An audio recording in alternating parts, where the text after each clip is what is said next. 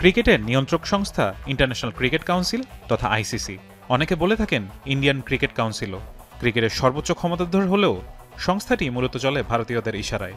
সমর্থকদের এমন অভিযোগ বহু পুরনো। এবার সেই অভিযোগে সুর মিলিয়েছেন সাবেক ইংলিশ ক্রিকেটার ও ম্যাচ রেফারি ক্রিস ব্রড। ইংল্যান্ডের কিংবদন্তি ক্রিকেটার স্টুয়ার্ট ব্রডের বাবা ক্রিস ব্রড ২০ বছর রেফারিং ক্যারিয়ার ছেড়ে গেল বছর অবসর নেন। দ্য টেলিগ্রাফকে দেওয়া সাক্ষাৎকারে তার অবসরের অন্যতম কারণ হিসেবে উল্লেখ করেন আইসিসিতে ভারতীয় ক্রিকেট বোর্ডের নগ্ন হস্তক্ষেপের কথা। করেন বেশ কিছু বিস্ফোরক মন্তব্য।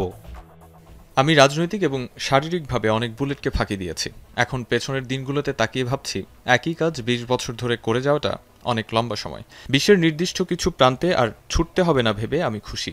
আমি সবসময় এমনই ছিলাম, যে সঠিক এবং ভুলের মাঝে পার্থক্য করতে পারে।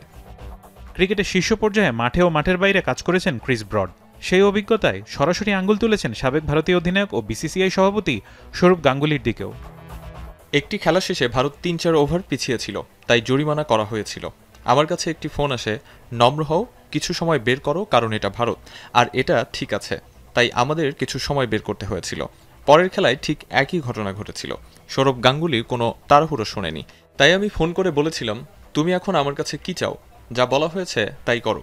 শুরু থেকেই রাজনীতি ছিল। পুরো ক্রিকেট বিশ্বে ভারত কিভাবে ক্ষমতার প্রয়োগ করে আর তাদের প্রাক্তন বিসিসিআই সভাপতি জয় শাহ কিভাবে টাকা দিয়ে ছড়িয়ে ঘুরিয়েছে ক্রিকেট বিশ্বে, তা নিয়েও নিজের ক্ষোভ ঝাড়েন সাবেক ইংলিশ ক্রিকেটার ও ম্যাচ রেফারি। ভারত টাকা নিয়ে আসে এবং বিভিন্ন উপায়ে আইসিসির ওপর নিয়ন্ত্রণ আরোপ করে। আমি আনন্দিত যে এখন আর সেখানে থাকতে হচ্ছে না, কারণ বর্তমানে এখানে থাকাটা অনেক বেশি রাজনৈতিক অবস্থান ধরে রাখার মতো, যেমনটা আমি আগে কখনো দেখিনি। ২০০৩ সাল থেকে গেল বছর ফেব্রুয়ারি পর্যন্ত দীর্ঘ ২১ বছর আইসিসি ম্যাচ রেফারির দায়িত্ব পালন করেন তিনি। সব মিলিয়ে ৬২২টি আন্তর্জাতিক ম্যাচ পরিচালনা করলেও তার সাথে চুক্তি নবায়ন করেনি আইসিসি। ফারহান ইহসান, এখন।